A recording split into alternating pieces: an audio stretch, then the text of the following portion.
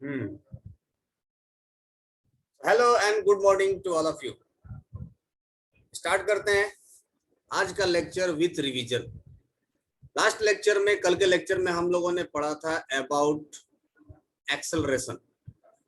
Acceleration को हम लोगों ने डिफाइन भी किया था। इसके पहले वाले लेक्चर में एक्सेलरेशन को डिफाइन किए थे, सेकंड लास्ट लेक्चर में। That acceleration can be defined at the rate of change of velocity. Velocity जिस रेट से चेंज होता है उसको हम लोग कहते हैं एक्सेलरेशन। और इसको हम लोग लिख सकते हैं delta v upon delta t. Delta v का मतलब हो गया change in velocity, that is v minus u divided by t. V minus u divided by t, and this is called as acceleration. The change in velocity can be possible due to change in magnitude of velocity, change in direction of velocity, and the change in magnitude as well as direction in velocity. So total तीन तरह से velocity change हो सकता है, या तो magnitude बदल जाए, या तो उसका direction बदल जाए, या दोनों ही बदल जाए। जब भी वेलोसिटी चेंज होगा उसको हम लोग एक्सेलरेशन कहते हैं। अगर वेलोसिटी के डायरेक्शन में एक्सेलरेशन है तो उसको पॉजिटिव एक्सेलरेशन कहेंगे। जिस डायरेक्शन में वेलोसिटी है, लेट सपोज कि अगर व्हीकल इस डायरेक्शन में मूव कर रहा है, this is your direction of velocity, और एक्सेलरेशन भी कुछ इसी डायरेक्शन में, so it will be positive acceleration. But अगर वेलोसिटी इधर है एंड वेलोसिटी के अपोजिट डायरेक्शन में एक्सेलरेशन है, then this will be called as retardation. जब हम लोग वर्ड रिटार्डेशन लिखते हैं तो नेगेटिव साइन लगाना जरूरी नहीं है। रिटार्डेशन का मतलब ही हो जाता है ऑटोमेटिकली नेगेटिव एक्सेलरेशन। जब हम लोग रिटार्डेशन लिखते हैं तो इसका मतलब हो गया कि वो नेगेटिव एक्सेलरेशन के बारे में बात कर रहा है। तो वेलोसिटी के डायरेक्शन में अगर एक्सेलरेशन है, मतलब जो वेलोसिटी के मैग्नीट्यूड को बढ़ा रहा होगा, that will be called as positive acceleration. और जो वेलोसिटी के मैग्नीट्यूड को घटा रहा होगा, that will be called as the retardation. Example के तौर पे जो हम लोग ब्रेक लगाते हैं, ब्रेकिंग, तो ब्रेक लगाने के वजह से क्या हो जाता है, स्पीड कम हो जाता है, वेलोसिटी का मैग्नीट्यूड कम होता है, तो उसके वजह से जो प्रोड्यूस होता है that is called as retardation. और जो हम लोग एक्सेलरेटर दबाते हैं, इंजन का पावर बढ़ा देते हैं, फोर्स बढ़ा देते हैं along the direction of velocity, इसको हम लोग कहते हैं पॉजिटिव एक्सेलरेशन। ठीक है, ब्रेकिंग हो गया, फ्रिक्शन फोर्स हो गया। फ्रिक्शन फोर्स भी क्या करता है, रिटार्डेशन प्रोड्यूस करता है, फ्रिक्शन फोर्स, है ना। कभी कभी जैसे आप मान लीजिए कि बॉल को थ्रो करते हो ऊपर की तरफ, बॉल ऊपर की तरफ जा रहा है, ड्यूरिंग दिस प्रोसेस अगर आप देखेंगे कि जो ग्रेविटेशनल फोर्स है, ग्रेविटेशनल फोर्स इस कंडीशन में रिटार्डेशन प्रोड्यूस कर रहा है। फॉर एग्जांपल जैसे देखिए एक बॉल है और बॉल को आपने थ्रो कर दिया ऊपर, ये गया ये जा करके ऐसे वापस चला आया, ठीक है। जब ये बॉल ऊपर की तरफ जा रहा था, इसका वेलोसिटी, डायरेक्शन ऑफ वेलोसिटी किधर है, ऊपर की तरफ, along this direction. So during this process जो ग्रेविटेशनल फोर्स होगा, या बोल सकते हो कि जो एक्सेलरेशन ड्यू टू ग्रेविटी होगा वो नीचे की तरफ होगा, and this will be called as the retardation. क्यों? क्योंकि बॉल ऊपर जा रहा है, एक्सेलरेशन नीचे की तरफ है। सो half of its motion acceleration due to gravity will be retardation, and then next half it will be positive acceleration.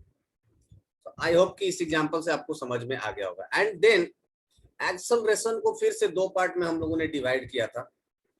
Acceleration and further divided into two parts on the basis of their uniformity. तो दो part कौन कौन सा था? एक part था जिसको हम लोग कहते थे uniform acceleration, one is called as uniform acceleration, uniform acceleration को हम लोग कांस्टेंट एक्सेलरेशन भी कह सकते हैं। कांस्टेंट, कांस्टेंट का मतलब फिक्स्ड, कांस्टेंट एक्सेलरेशन, या कह सकते हो कि फिक्स्ड एक्सेलरेशन, एक बार चाबी घुमा दिए छोड़ दिए, जिस एक्सेलरेशन से वो कंटिन्यूअसली चल रहा है, एक ही एक्सेलरेशन से चल रहा है, चाहे वो 5 मीटर पर सेकंड स्क्वायर हो, चाहे वो 2 मीटर पर सेकंड स्क्वायर हो, पर एक ही एक्सेलरेशन से चल रहा है, उसको बोलते हैं यूनिफॉर्म एक्सेलरेशन। और जिसका एक्सेलरेशन बार बार बदल रहा है उसको हम लोग बोलेंगे non uniform acceleration, non uniform acceleration. ठीक है, नॉन यूनिफॉर्म एक्सेलरेशन का मतलब क्या हो गया? वेरिएबल एक्सेलरेशन, वेरिएबल एक्सेलरेशन, जिसका एक्सेलरेशन फिक्स्ड नहीं हो, बदल रहा है, कभी 2 मीटर पर सेकंड स्क्वायर है, कभी 4 मीटर पर सेकंड स्क्वायर है, कभी 3 मीटर पर सेकंड स्क्वायर है, अलग अलग स्पीड है, वेलोसिटी का रेट ऑफ चेंज अलग अलग है, मतलब delta we by delta T अलग अलग है, ये सब अलग अलग। तो ये था हम लोगों का अभी तक का कहानी, जो कल तक हम लोग पढ़ लिए थे। इसमें हम लोगों ने नॉन यूनिफॉर्म एक्सेलरेशन के लिए कुछ क्वेश्चन भी सॉल्व किया था, और वो क्या था कि a इज इक्वल टू हो जाता है dv by dt, dv by dt। सो इससे रिलेटेड हम लोगों ने कुछ डिफरेंशिएशन का रूल्स, फॉर्मूला, कुछ क्वेश्चंस हम लोगों ने सॉल्व किया है। आज जाते जाते 5-6 क्वेश्चन और दे देंगे, फिर सॉल्व कर लेना। जितना क्वेश्चन हम लोग सॉल्व करेंगे उतना ज्यादा कॉन्फिडेंस बूस्टअप होगा। ठीक है, चलिए आ जाते हैं अब नेक्स्ट क्वेश्चन। आज का क्लास स्टार्ट करते हैं एक्सेलरेशन से आगे, बोले तो नॉन यूनिफॉर्म एक्सेलरेशन से आगे। आज का हमारा टॉपिक होगा equation of motion. This is very very important topic, equation of motion.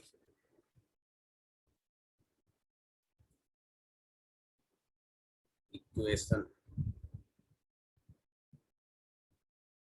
Of motion,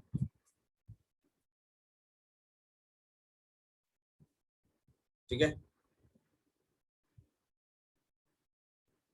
देखिए, हमारे सिलेबस में है यूनिफॉर्म एक्सेलरेशन, बोले तो कांस्टेंट एक्सेलरेशन। तो जो इक्वेशन ऑफ मोशन है ये बनाया गया है किसके लिए? यूनिफॉर्म एक्सेलरेशन के लिए, यूनिफॉर्म एक्सेलरेशन। हमारे सिलेबस में नॉन यूनिफॉर्म एक्सेलरेशन नहीं है, तो जो आपने जान लिया है that is beyond your syllabus.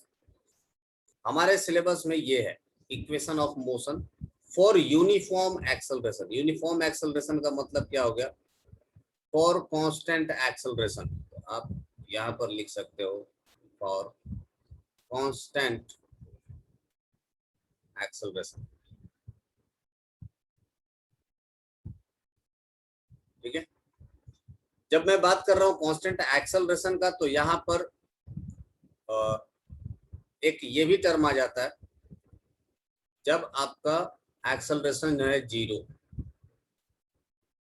हालांकि जब एक्सेलरेशन जीरो है तो उसको एक्सेलरेटेड बॉडी नहीं बोलते हैं, पर फिर भी मैं इसमें इंक्लूड कर देता हूं। It is also valid,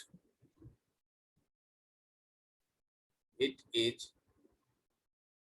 also valid when acceleration is zero,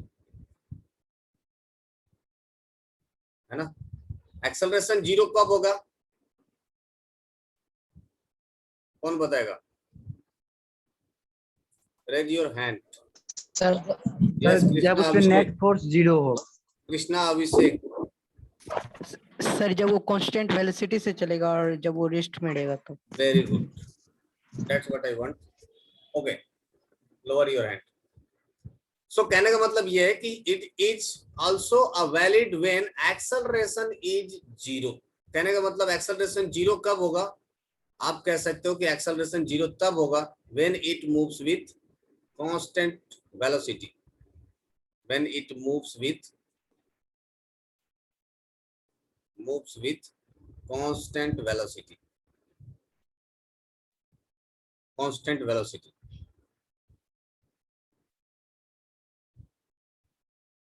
ठीक है। सो कांस्टेंट वेलोसिटी के लिए हम लोगों ने कुछ फॉर्मूला पहले से पढ़ भी रखा है ना। तो एक बार आपके लिए रिवीजन भी हो जाएगा।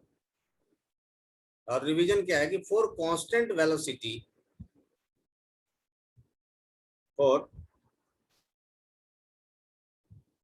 कांस्टेंट वेलोसिटी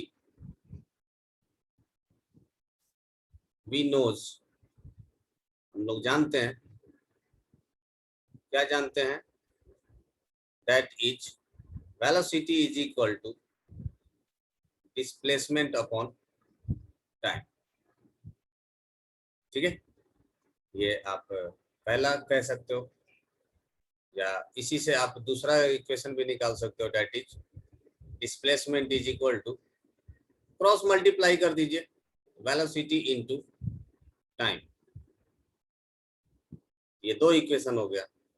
और तीसरा इक्वेशन टाइम फाइंड आउट करने के लिए फॉर्मूला एक ही है, बस खाली लेफ्ट राइट कर रहे हैं।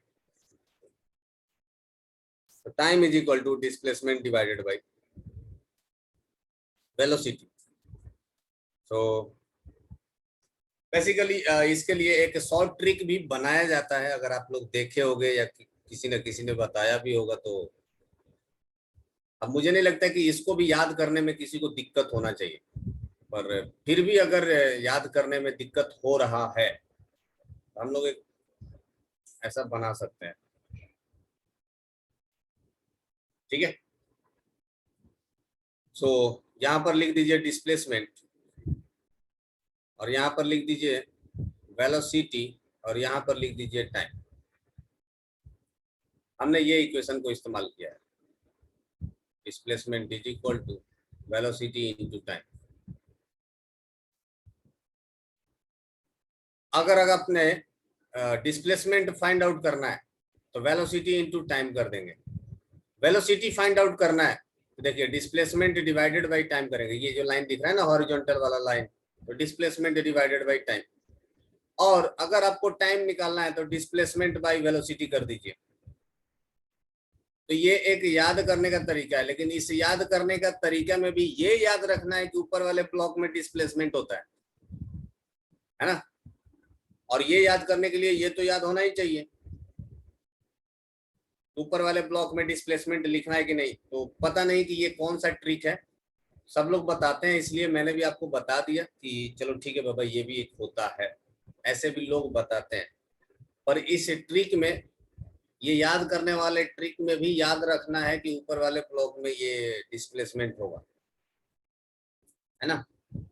उससे बढ़िया है ना कि ये एक ही यही फॉर्मूला याद कर लीजिए। इधर उधर लफड़ा में देखो, जनरली मैं ट्रिक व्रिक में भरोसा नहीं करता हूँ, क्योंकि ट्रिक जानलेवा बीमारी है। आप ट्रिक तो जान जाते हो, बहुत सुंदर, बहुत अच्छी बात है, दो चार क्वेश्चन आपको आसानी से वो बना करके दिखा भी देंगे, अरे वाह क्या ट्रिक बताया। पर वो ट्रिक न कब आपके लिए नेगेटिव मार्किंग का कारण बन जाएगा आपको पता भी नहीं चलेगा, क्योंकि ट्रिक का कब इस्तेमाल करना है कब नहीं करना है ये तो जानते नहीं, बस ट्रिक जानते हो कि ये शॉर्टकट मेथड है। कहाँ इस्तेमाल नहीं करना चाहिए ये तो पता ही नहीं है ना। और वहां पर हो जाता है गलती, होता है निगेटिव मार्किंग। तो अगर आपको क्लियर करना है जेई एडवांस या कोई हाई लेवल का एग्जाम, तो ट्रिक के भरोसे मत रहिए, क्योंकि ट्रिक आपको ना लंगड़ा बनाएगा, लंगड़ा। हमेशा आपको लगेगा कि इस चीज का ट्रिक चाहिए, और क्वेश्चन आपको ऐसे जगह से पूछे जाएंगे जो किसी ट्रिक का मोहताज नहीं है, वो आपको किसी ट्रिक पे नहीं बनने वाला। हाँ, छोटा मोटा क्वेश्चन होता है, यहाँ पर पूछ देता है कि हाँ 30 मीटर पर सेकंड के स्पीड से जा रहा है, 30 सेकंड के बाद इसका डिस्प्लेसमेंट बताइए। डू यू थिंक कि इस तरह का भी क्वेश्चन आपसे कंपटीशन में पूछेगा? पॉसिबल ही नहीं है। ऐसा क्वेश्चन पूछेंगे कंपटीशन में कि उसमें कम से कम 2-3 कंसेप्ट लगते हैं। कौन सा ट्रिक, काय का ट्रिक, कोई ट्रिक वीरिक काम नहीं करता है। वहां पर खुद का ब्रेन काम करता है, आपका खुद का इमेजिनेशन काम करता है, क्वेश्चन सॉल्व करने का जो तरीका, जो टैकल करने का तरीका है वो काम करता है ना। क्योंकि ऑल ऑफ द सडन आपको एक नया क्वेश्चन देखने को मिलता है। फिजिक्स में आपको जितना मैं क्वेश्चन करा दूं वो क्वेश्चन तो रिपीट नहीं होने वाला, ये तो कंफर्म है ना। जितना भी आप क्वेश्चन कर लीजिए सेम क्वेश्चन रिपीट होने वाला है नहीं, नया क्वेश्चन बनता है हर बार, नया क्वेश्चन डिजाइन होता है। हाँ, कंसेप्ट जो आप पढ़ते हो वही कंसेप्ट वहां पर यूज होता है।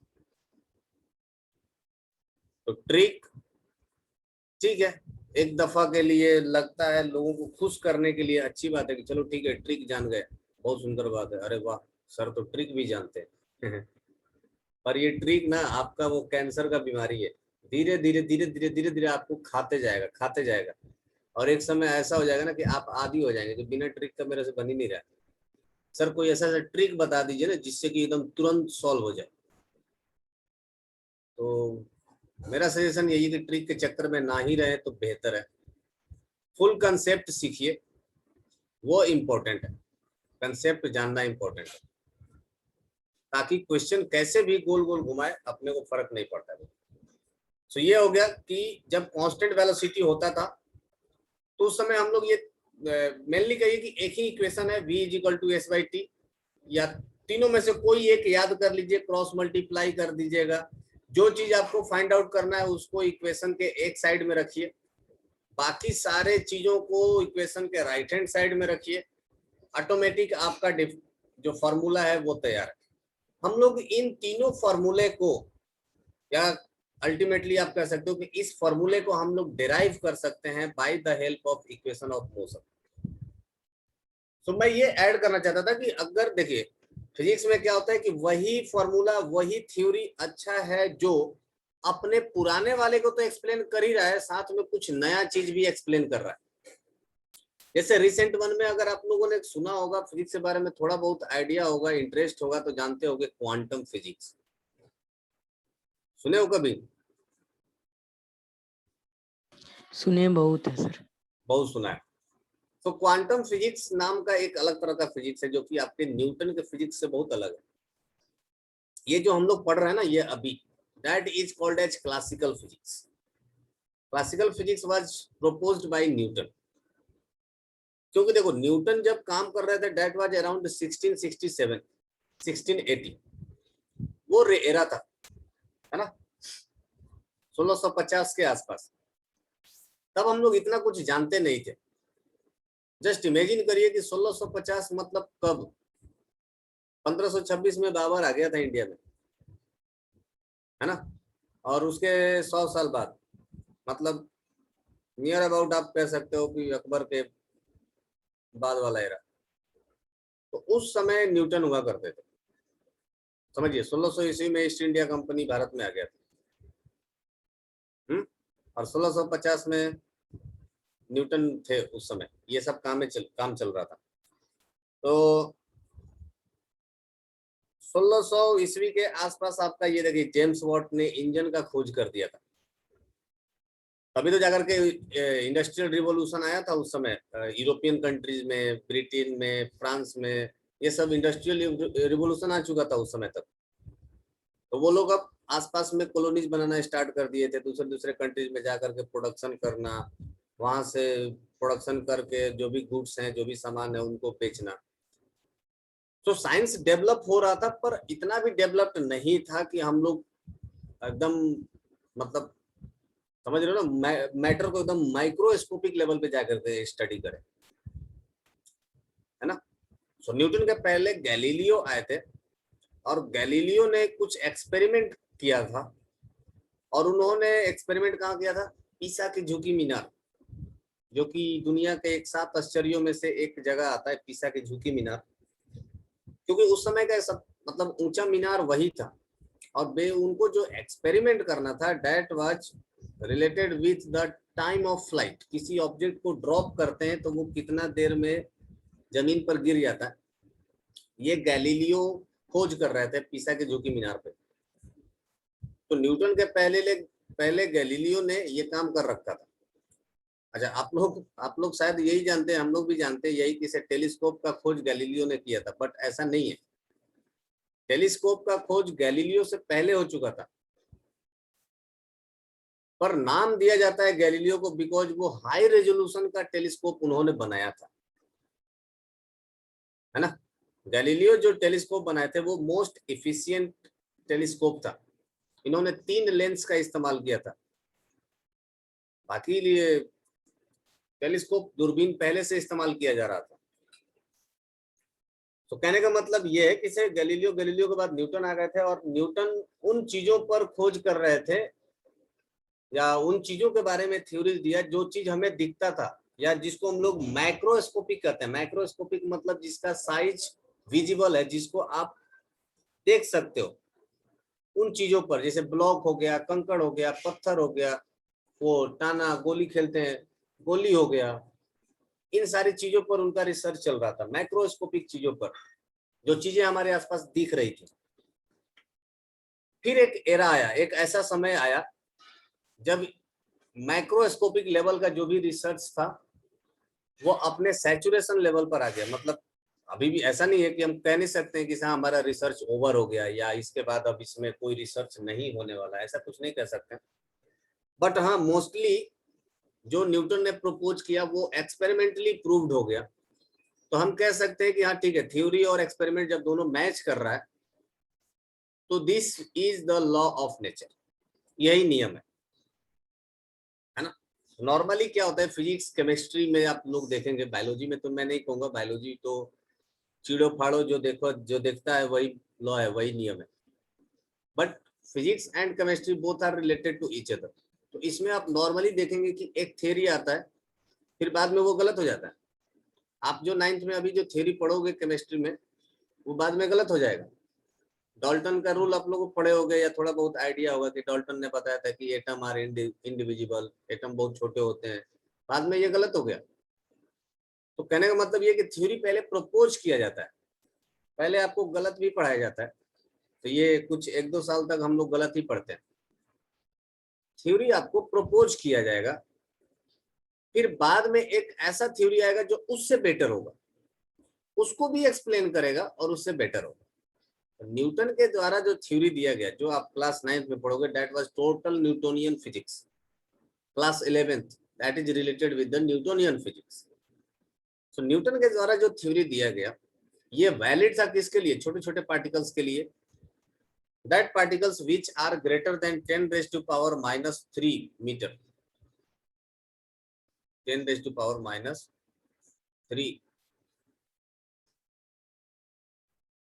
10⁻³ मीटर, ये इनके लिए वैलिड था। इन पर तो ये जो इनके नियम थे, जो इनके लॉज थे, ये सब कुछ वैलिड हो रहा था।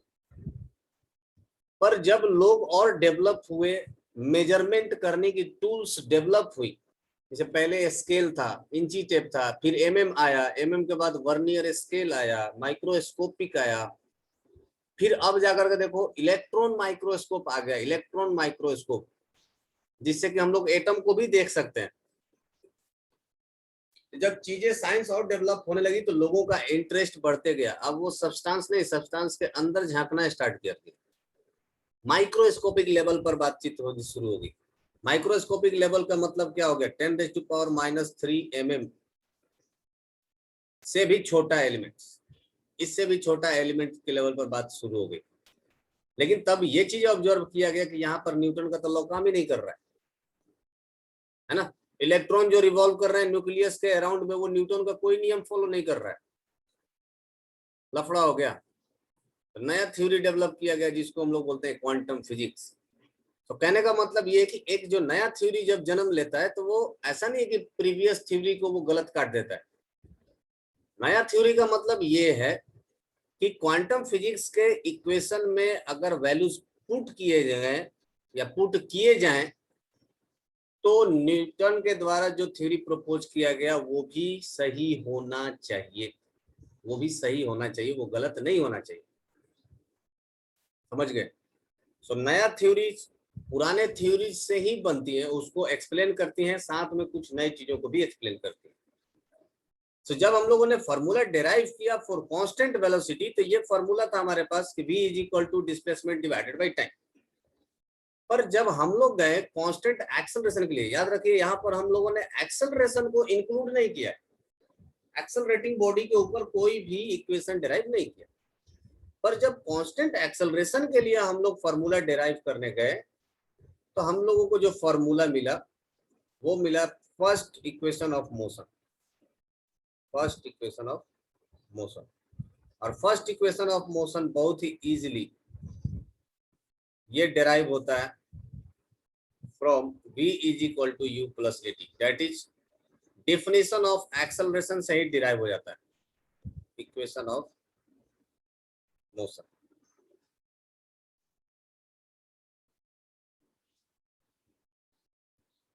First equation of motion. तो जब हम लोग फॉर्मूला को डिराइव करते हैं तो कुछ चीजों को हम लोग इसमें एज्यूम कर लेते हैं, और वो एजम्पशन होगा late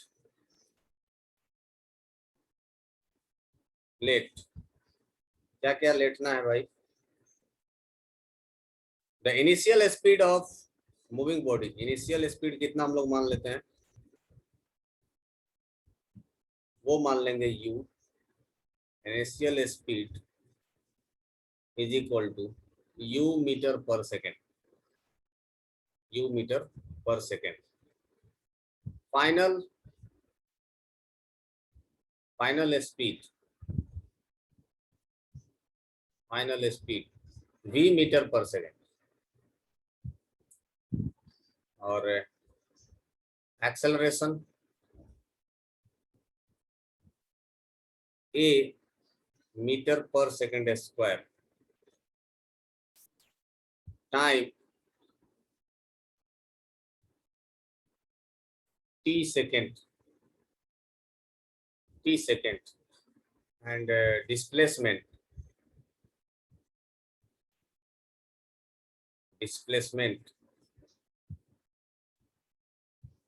is equal to s metre. ठीक है, अब कंडीशन ये है ना कि देखो होता क्या है कि जब हम लोग वर्ड प्रॉब्लम करते हैं, ये तो हमारे सब कुछ ठीक है कब तक, जब आपको दे दिया जाए कि u इज इक्वल टू इतना, v इज इक्वल टू इतना, a इज इक्वल टू इतना, सब कुछ दे दिया गया, आप फॉर्मूला में पुट कर देंगे तुरंत आंसर आ जाएगा। दिक्कत ये है कि जब हम लोग वर्ड प्रॉब्लम करते हैं इस तरह के क्वेश्चंस में, तो हमें हवा ही नहीं लगता है कि फाइनल वेलोसिटी कौन सा लेना है, इनिशियल वेलोसिटी कौन सा लेना है। देखिए जब आप क्वेश्चन पढ़ेंगे तो उसमें कुछ इंपॉर्टेंट वर्ड्स होते हैं, है ना। इंपॉर्टेंट वर्ड्स मतलब क्या हो गया, स्टार्ट्स विथ, तो स्टार्ट्स विथ का मतलब क्या होता है, that means initial velocity,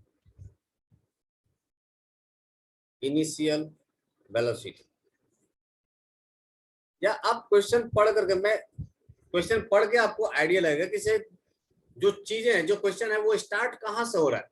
A ball is dropped from the tower, इसका मतलब क्या होगा कि बॉल को ड्रॉप किया जा रहा है एक टावर से, तो इनिशियली बॉल कहां था, टावर, जहां ड्रॉप किया जा रहा है उस पोजीशन पर, वहां से बॉल को ड्रॉप किया जा रहा है। इस तरह से आप इनिशियल कंडीशन बैठा सकते हो, है ना। फॉर एग्जांपल अगर एक बॉल को टावर से ड्रॉप किया जा रहा है, एक बॉल को टावर से आपको ड्रॉप किया जा रहा है, दैट मीन्स कि ये बॉडी इनिशियली कहां था, t इज इक्वल टू 0, ये टावर के टॉप पर होगा। बॉल इनिशियली टावर से ड्रॉप किया जा रहा है, इसका मतलब बॉल पहले कहां था, टावर के पास था। तो इनिशियल कंडीशन को आप ऑब्जर्व करिए। बेस्ट वे होता है क्वेश्चन सॉल्व करने का कि अगर आप एक छोटा सा कोई भी फिगर ड्रॉ बना लेते हो, फिगर ड्रॉ कर लेते हो, इसका मतलब कि आप क्वेश्चन को 50% सॉल्व कर चुके हो। और फिगर भी आप तभी बना पाओगे जब आप इमेजिन कर पाओगे क्वेश्चन को कि करना क्या चाह रहा है, ये कह क्या रहा है। ठीक है, सो इनिशियल कंडीशन का मतलब क्या होता है कि बॉडी जहां से मूव करना स्टार्ट होता है या ड्रॉप किया जाता है, जो कुछ भी किया जाता है, that is called as initial condition. बाकी के जो होता है वर्ड एंड्स होता है, जैसे अचीव्ड, अचीव्ड, वर्ड इस्तेमाल किया गया फाइनल, फाइनल वेलोसिटी, डिस्प्लेसमेंट, या आफ्टर कवरिंग 30 मीटर, या आफ्टर 5 सेकेंड, इस तरह का अगर वर्ड इस्तेमाल किया जाता है, आफ्टर 30 सेकेंड मतलब आफ्टर सम टाइम कह सकते हो, आफ्टर सम टाइम, जब वर्ड आफ्टर इस्तेमाल कर दिया गया तो इसका मतलब आप समझ लीजिए कि आप फाइनल कंडीशन में बात कर रहे हो, है ना, आप फाइनल कंडीशन में हो। After travelling for 30 second it covers 20 metre, इसका मतलब जो इसका पूरा डिस्प्लेसमेंट है वो कितना है, 30 मीटर है। तो इस तरह से आप चीजों को बाय लॉजिकल, बाय रीजनिंग आप कंसीडर कर सकते हो कि क्वेश्चन में कहना क्या चाह रहा है। ठीक है, सो आई होप कि ये आपको पॉइंट क्लियर होंगे। वर्ड प्रॉब्लम में ये ध्यान देना है, चीजों को रिलेट करना सीखिए। जितने तरह का क्वेश्चन हम लोग करेंगे चीजें हमारे लिए उतना ही क्लियर होते जाएगा। सो ये हमारा एजम्पशन है। इनिशियल वेलोसिटी हम लोग मान रहे हैं u मीटर पर सेकंड। हमेशा याद रखिएगा कि ये जो होगा स्पीड ये मीटर पर सेकंड में ही होना चाहिए। अगर किलोमीटर पर आवर में है तो ये अपने को बदलने आता है। किलोमीटर पर आवर को हम लोग बदल सकते हैं 5/18 metre per second, 5/18 metre per second. तो आप इसको मीटर पर सेकेंड में बदल लीजिए, है ना। अब ये भी देखिए, प्रैक्टिस से पता चलता है कि अगर मान लीजिए कि टाइम भी आवर में दिया है ना, स्पीड किलोमीटर पर आवर में दिया है, तो क्यों मीटर पर सेकंड में बदले। फिर यहाँ पर kilometre per hour, kilometre per hour, और जो टाइम है ये भी हम लोग ले लेंगे सेकंड में, सॉरी सेकंड की जगह आवर में इस्तेमाल कर लेंगे। तो ये आपको आइडिया लग जाएगा जितना आप क्वेश्चन सॉल्व करेंगे उससे कि से हमें क्या रखना चाहिए। But the SI unit is metre per second. Acceleration का एसआई यूनिट होता है metre per second square. Time second में ही रहेगा और डिस्प्लेसमेंट मीटर में होना चाहिए। ये स्टैंडर्ड फॉर्मेट है। अब आते हैं नेक्स्ट पॉइंट पर। नेक्स्ट ये है from definition, from definition we can write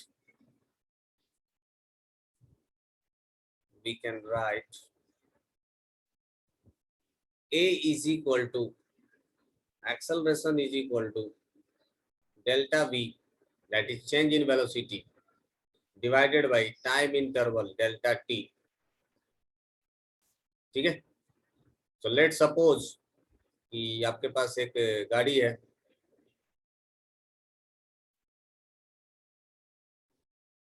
ठीक है, और ये गाड़ी कुछ initially at t is equal to 0 ये अपने मीन पोजीशन यहाँ पर खड़ी है। ये इधर से मूव कर रही है विथ इनिशियल वेलोसिटी v, और ये थोड़े देर के बाद ये कुछ इस पोजीशन पर आ जाती है,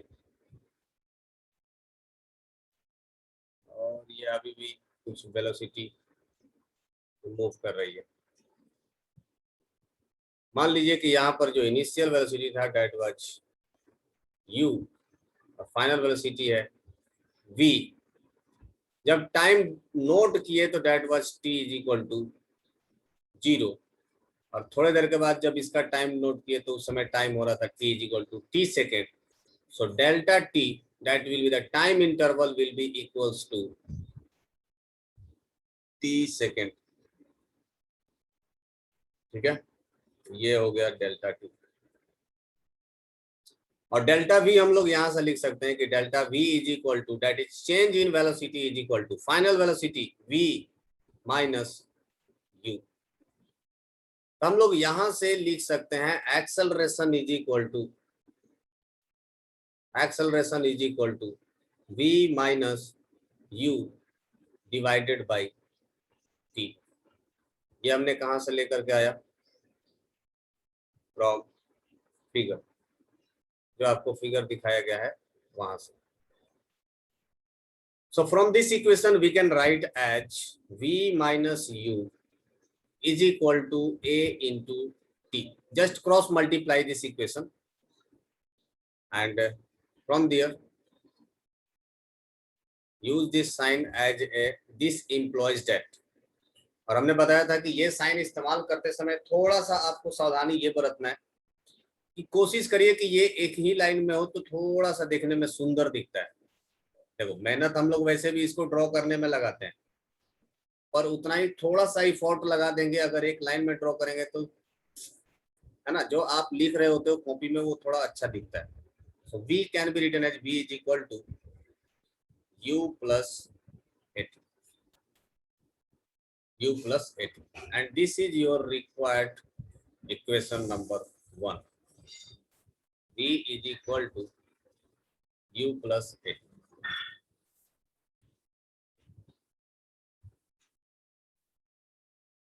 है ना। derived first equation of motion, derived first equation of motion। Sir हाँ जी, सर ये सब इक्वेशन को सिर्फ क्वेश्चन सॉल्व करने के लिए बनाया गया है। देखिए एक तो क्वेश्चन सॉल्व करने के लिए तो बनाना ही बनाना है, साथ में कभी कभी इसका डेरिवेशन पूछ देता है। तो ये है एनालिटिकल मेथड। ये जो जिस मेथड से हम लोगों ने डेराइव किया that is called as analytical method. Analytical एक होता है ग्राफिकल मेथड। सो कौन सा मेथड से पूछा जाएगा डेराइव करने के लिए पता नहीं, आप एनालिटिकल मेथड से ऐसे आप देख सकते हो, ठीक है। बाकी तो क्वेश्चन सॉल्व करने के लिए इस्तेमाल करेंगे ही करेंगे। This is the first equation, after that we will derive the second one. So second equation of motion, second equation of motion. Obviously जो हम लोगों ने एज्यूम किया था उसके लिए फर्स्ट इक्वेशन ऑफ मोशन के लिए सारा एजम्पशन यहाँ पर वैलिड है। u will be initial velocity, s will be the displacement, v will be the final velocity, t will be the time, a will be the acceleration, है ना। सो यहाँ पर हम लोग जब second equation of motion derive करेंगे तो एक चीज हम लोग जानते हैं कि since as we know that, ये तो हम लोगों का कह सकते हो कि टैग लाइन है, एज वी नो दैट। जैसा कि हम लोग जानते हैं, नहीं जानते हैं तो भी लिखिए कि जानते हैं। एज वी नो दैट क्या जानते हैं, यही कि टोटल डिस्प्लेसमेंट या कह सकते हो कि displacement is equal to displacement bracket में डिस्प्लेसमेंट को एस कहा गया था। Displacement is equal to average velocity, average velocity into time, average velocity into time, ठीक है। So average velocity we can write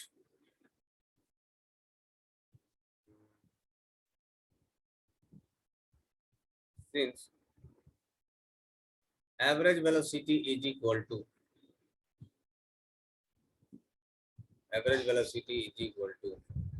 initial velocity u plus final velocity divided by 2। This is for uniformly accelerated body, this is for uniformly accelerated body, for uniformly या बोल सकते हो for constant acceleration, for constant acceleration। So use this equation to get the displacement, hence we can write this implies that displacement s is equal to v plus u divided by 2 into time t। So substitute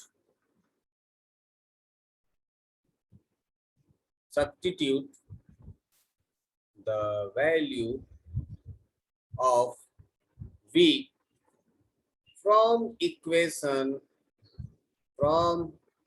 1।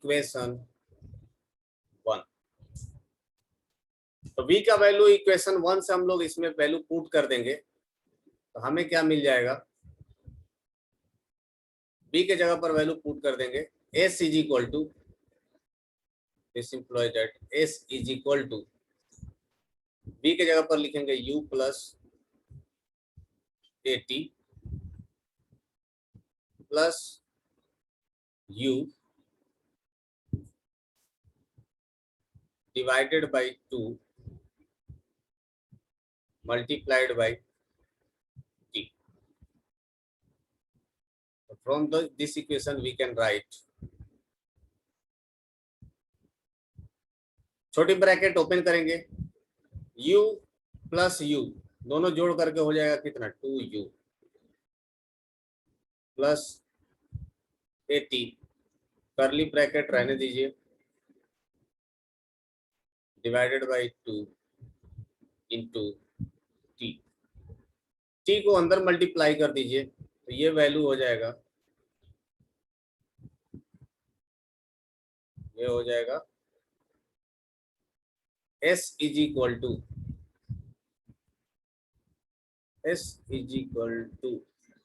ये हो जाएगा 2ut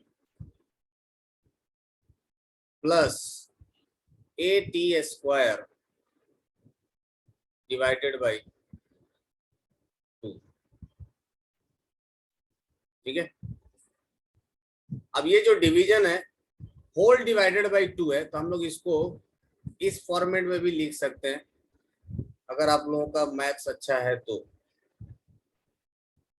yes sir, लिख सकते हैं।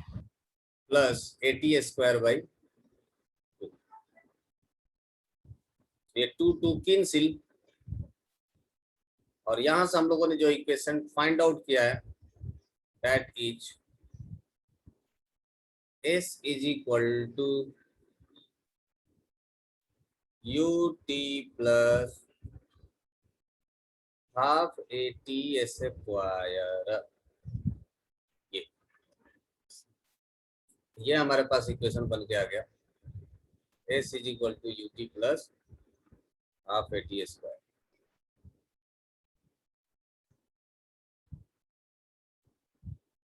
This is derived second equation of motion. Second equation of motion. ठीक है,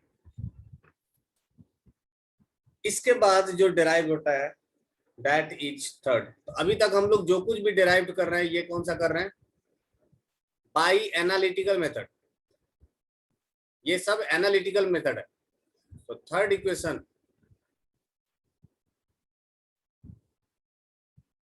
third equation of motion,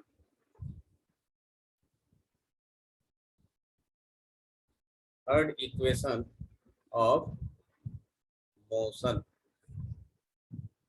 और third equation of motion क्या कहता है, v square equal to u square plus 2as, मतलब इसमें टाइम नहीं है,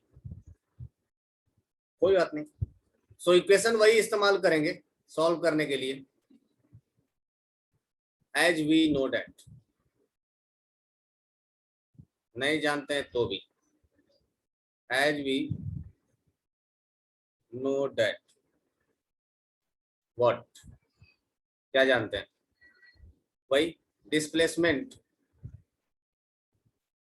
बोले तो s is equal to v average multiplied by t, and चूंकि v average is equal to हो जाता है initial velocity plus final velocity divided by 2 multiplied by t। अपने को ये t नहीं मांगता इसमें, है ना, t को अपने को रिप्लेस करने का है, तो रिप्लेस कैसे करेंगे, from first equation of motion, from first equation of motion, we can write,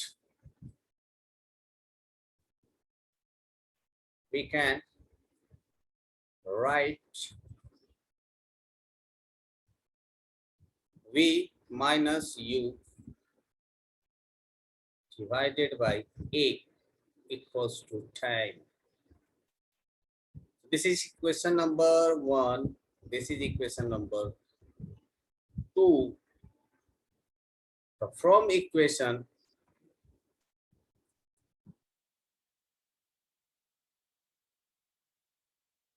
sir equation 1 कैसे लाए सर?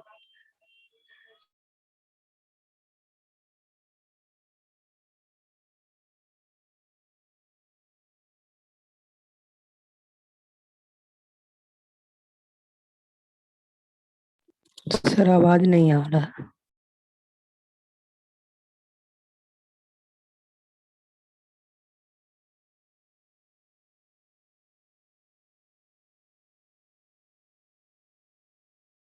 सर आवाज नहीं आ रहा। सर आवाज नहीं आ रहा। सर कुछ बोल ही नहीं। अरे बोलेंगे तब ना आवाज आएगा। तुम लोग क्या बोल रहा? सर भाग गए। सर नहीं बोल रहा है। देखो ना सर का नेटवर्क के चल गया। बड़ा बहुत फन बेगूसराय बेवकूफ सर है।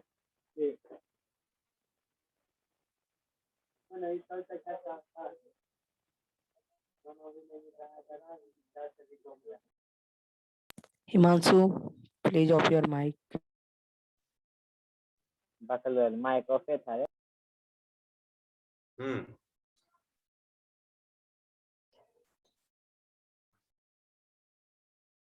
दिख रहा है?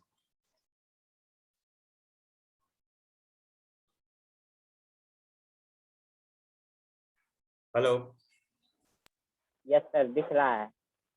गुड। तो जो नेक्स्ट पार्ट था वो ये है कि हम लोगों ने लिखा था displacement S is equal to V average that is V plus U divided by 2, और T की जगह पर हम लोग लिख सकते हैं V minus U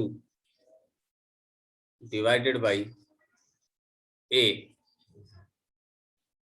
So this can be written as, ये हो गया 2 into A, 2A cross multiply कर देंगे तो ये हो जाएगा 2A into S is equal to V plus U, V minus U, so that will be the equals to V square minus U square. ये कहां से आ गया? सिंस ये हम लोग अलजेब्रा में फॉर्मूला पढ़े हैं, A plus B A minus B is equal to A square minus B square. देखा मैथ्स का एप्लीकेशन। क्यों पढ़ते हैं मैथ्स? क्योंकि फिजिक्स में क्वेश्चन बन सके। तो यहां से हम लोग लिख सकते हैं V square is equal to U square को लेके आ जाते हैं इधर, U स्क्वायर प्लस 2AS। अब जो मैथ से डर करते हैं ना बायोलॉजी लेने के लिए, उनको क्या पता है कि फिजिक्स में कितना भी भाग लो, फिजिक्स में तो आकर के फिर पकड़े ही जाओगे। मैथ से भाग कैसे सकते हो? हाँ सर फिजिक्स मैंडेटरी रहता है लेना। अभी तक तो ऐसा ही है कुछ। फिजिक्स से कैसे भाग सकते हो?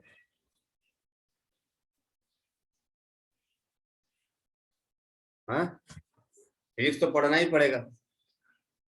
अब तो पता नहीं नया नया रूल भी आया है जिसके ऊपर काफी बवाल भी मचा है, पर ये ना मतलब ये लोक लुभावन है। लोक लुभावन मतलब समझ रहे हो, चीजें हैं कुछ और, लोग समझ कुछ और रहे हैं। मतलब ऐसा लग रहा है कि चलो ठीक है, हिस्ट्री, सिविक, ज्योग्राफी, आर्ट से हम लोग कर लेंगे, और आर्ट से करके भी हम लोग अब तो डॉक्टर बन सकते हैं। भाई डॉक्टर तो आप बिना पढ़े भी बन सकते हो। डॉक्टर बस दवाई बनने का के लिए जानकारी रहना चाहिए। एमबीबीएस बनना थोड़ी जरूरी है कि हम डॉक्टर बनेंगे, आप ऐसे भी बन सकते हो, ऑपरेशन करके कैंची छोड़ सकते हो, ये आपका हक है ना। पर बस आप ऐसे समझ लीजिए कि आप घर बना रहे हो जिसका कोई बेस नहीं है। विदाउट फिजिक्स पॉसिबल ही नहीं है, और फिजिक्स बिना मैथ्स का पॉसिबल नहीं है। मतलब यस बायोलॉजी, सर। बायोलॉजी मतलब क्या है? स्टडी ऑफ लिविंग बींग्स, और लिविंग बींग्स का मतलब क्या हो गया? Living beings are one of the best machine created by nature, यही है ना। हम लोग वो मशीन अब क्रिएट करने की कोशिश कर रहे हैं in the form of robots. वो रोबोट के फॉर्म में हम लोग धीरे धीरे धीरे धीरे बना रहे हैं, इवोल्यूट कर रहे हैं खुद को, नया नया चीजें बना रहे हैं। अभी हाल फिलहाल में एक कुत्ता बनाया है, मतलब कुत्ता इन द सेंस कि लिविंग बींग वाला कुत्ता नहीं है, वो नॉन लिविंग, बट सारा काम वो कर लेता है बेचारा, घर का काम कर लेता है, किसी चीज को पुल पुश कर सकता है वो। He can walk on mountainous, तो माउंटेन रीजन में वो घूम सकता है, ट्रैवल कर सकता है, खुद को बैलेंस कर सकता है ना। मिट्टी में, कच्चे सड़क पे, पक्के सड़क पे वो ट्रैवल कर सकता है, घूम सकता है। तो कहने का मतलब ये है कि still we are working how to put emotion. अभी भी हम लोग इमोशन के बारे में नहीं समझ सके हैं कि इमोशन होता क्यों है। नो वन नोज कि ये हंसी, खुशी, आंसू कब निकलते हैं, क्यों निकलते हैं। अभी इसके भी हार्मोन्स और रिएक्शंस के बारे में पता करना बाकी है। तो we the living beings are one of the best engineered, ये कह सकते हो, या best design machine in the universe. इतना कॉम्प्लिकेटेड प्रोसेस है, उसको पढ़ना बायोलॉजी है।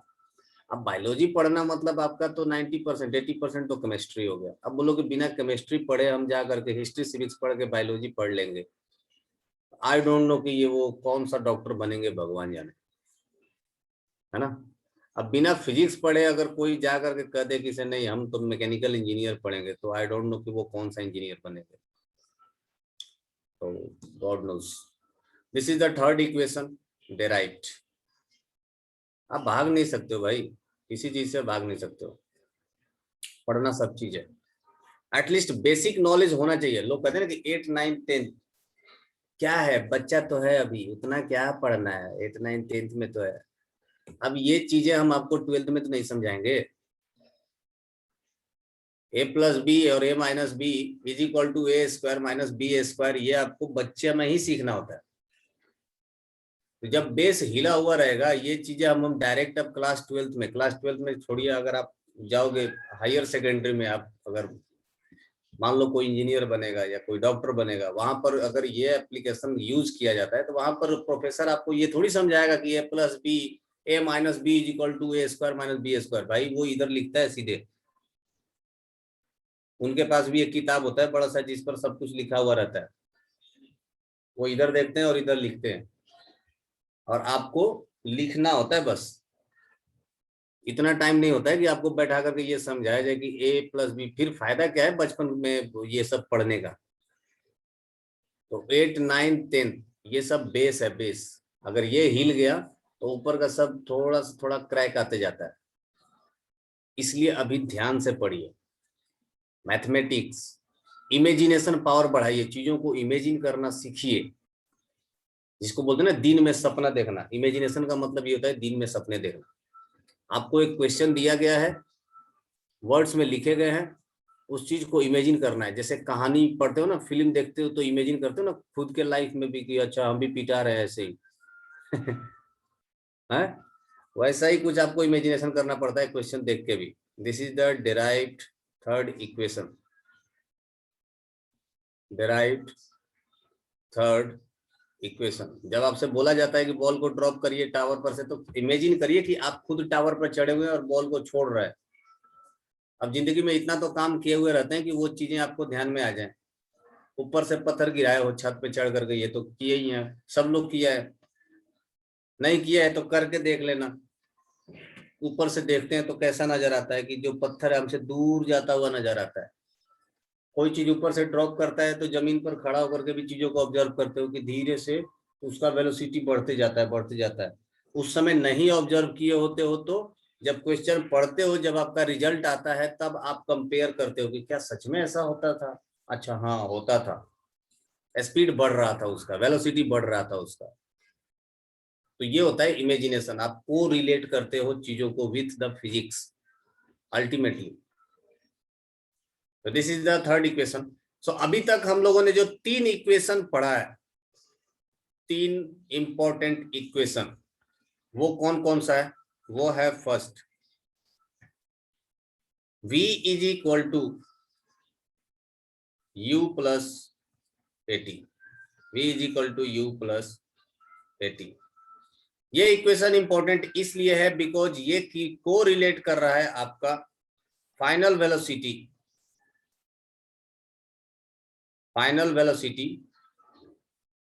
Initial velocity, acceleration and time, acceleration and time. ये को रिलेट कर रहा है इन तीनों चीजों के बीच में, ठीक है। जो सेकंड है, सेकंड इक्वेशन, दैट इज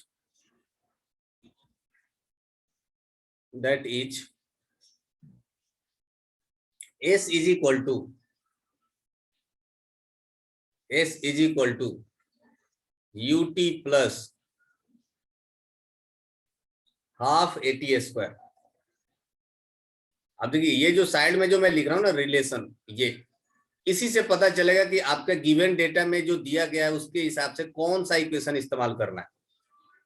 तो ये रिलेट करता है displacement,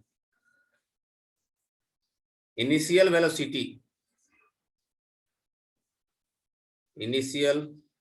velocity and acceleration time, that's it. अब होगा क्या, क्वेश्चन में आपको कोई भी इनमें से 3 चीजें दी गई होंगी, इनिशियल वेलोसिटी दे देगा, एक्सेलरेशन दे देगा, टाइम दे देगा, पूछेगा कि डिस्प्लेसमेंट बताइए, तो यहां पर पुट करना है। हो सकता है कि आपका एक्सेलरेशन डायरेक्ट नहीं दे, फोर्स के टर्म्स में दे दे कि एक ऑब्जेक्ट है, इस पर 10 न्यूटन का फोर्स इधर से लगा, इधर से 50 न्यूटन का फोर्स लग रहा है, मास है कुछ 5 kg, बताइए इसका एक्सेलरेशन कितना हो। मतलब एक्सेलरेशन ना पूछ करके फिर पूछेगा कि बताइए अगर बॉडी रेस्ट से स्टार्ट हुआ है तो 5 सेकंड के बाद कितना डिस्प्लेसमेंट कवर कर चुका होगा। अब देखिए यहाँ पर 2 कंसेप्ट मिला दिया गया, this is the standard question. Third equation, that is v² is equal to u² plus 2as। तो जो इसमें रिलेशन है वो ये है, डिस्प्लेसमेंट तो है ही, बस इसमें टाइम नहीं है, बाकी सब कुछ है। डिस्प्लेसमेंट है, इनिशियल वेलोसिटी है, फाइनल वेलोसिटी है एंड एक्सेलरेशन है। फाइनल वेलोसिटी है एंड देन एक्सेलरेशन। इनको आपस में भी इस्तेमाल कर सकते हैं, है ना।